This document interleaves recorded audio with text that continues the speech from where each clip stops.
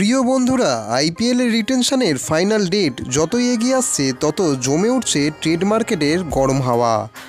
আর এখন যে নামটা পুরো আইপিএল দুনিয়ায় সবচেয়ে বেশি আলোচিত হচ্ছে তা হলো ঈশান কিষান।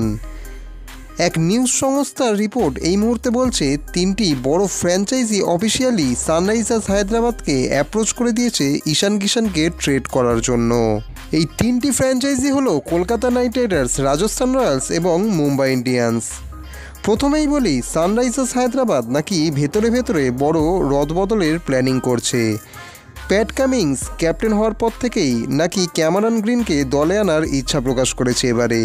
আর সেই জায়গা তৈরি করতে হয়তো তারা দুজন বড় প্লেয়ার যেমন ঈশান কিষান ও শামিকে রিলিজ করার কথাও ভাবছে, কারণ ক্যামেরন গ্রিনের দামও কম নয়। তাই হায়দ্রাবাদ যদি গ্রিনকে আনে তাহলে হয়তো একজন বড় প্লেয়ারকে ট্রেড করে বাজেট ব্যালেন্স করা যাবে। এখন আসা যাক কেকেআরের খবরের দিকে।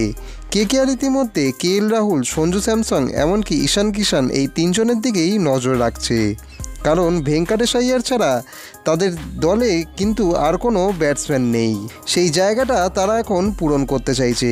আর যদি কেকেআর ঈশান কিষানকে নিয়ে আসে তাহলে শোনা যাচ্ছে ওকে ক্যাপ্টেন হিসেবেও বিবেচনা করতে পারে ফ্র্যাঞ্চাইজি। এই পদক্ষেপে কেকেআর ব্যাটিং অর্ডারে দারুণ ব্যালেন্স আসবে। ওপেনিংয়ে ঈশান কিষান, 3 নম্বরে রঘুবংশী আর 4 নম্বরে কেএল রাহুল বা দারুণ এক টপ অর্ডার কোনো ব্যাটসম্যানকে নামানো হতে পারে।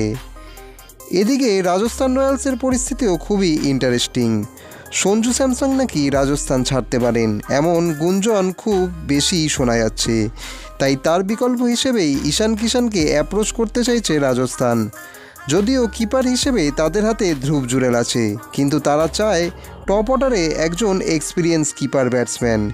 অবশেষে আসা যাক মুম্বাই ইন্ডিয়ান্সের কথায়। ঈশান কিষান মুম্বাইতেই তার সেরা আইপিএল পারফরমেন্স দিয়েছিল, আর মুম্বাই এখন নাকি ভাবছে পুরনো ঈশানকেই তারা ফিরিয়ে আনবে, কারণ রায়ান রিকালটন বা নতুন কিপার বিকল্পগুলো এখন পুরোপুরি সেট নয়।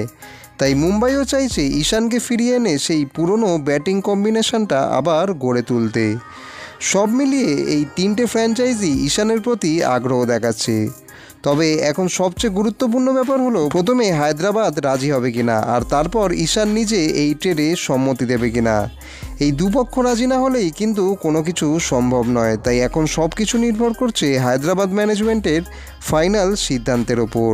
তো বন্ধুরা, তোমাদের কি মনে হয়, যদি ঈশান কিষানকে কেকেআর দলে আনা হয় তাহলে কি কেকেআরের জন্য সেটা মাস্টার স্ট্রোক হতে পারে? কমেন্টে জানাও তোমার মতামতটি।